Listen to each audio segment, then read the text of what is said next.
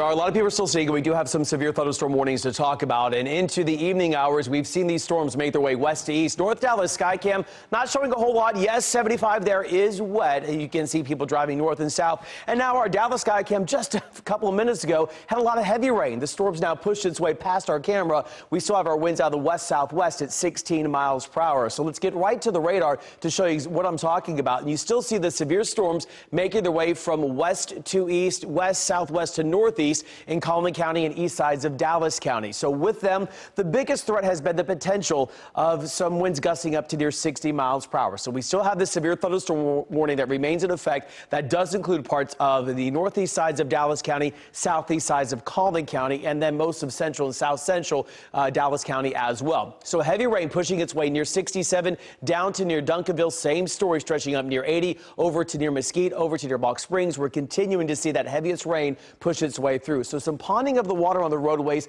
possible for us.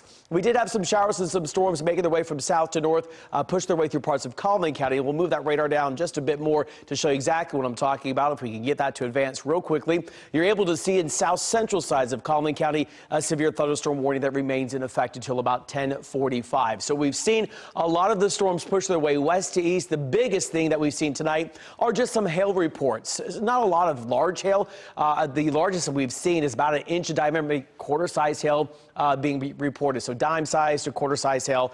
And as we go through the remainder of the night tonight, that's the biggest threat.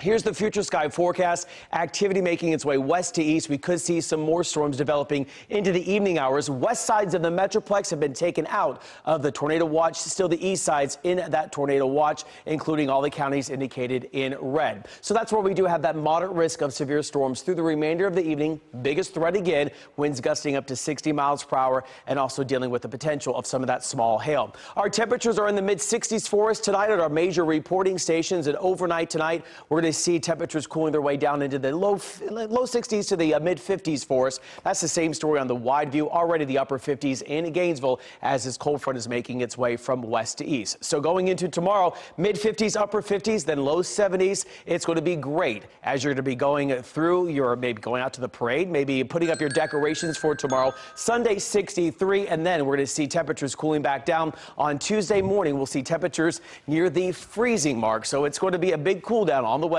as we go into next week. So just have the winter coat handy. You're going to need it right around the corner. Well,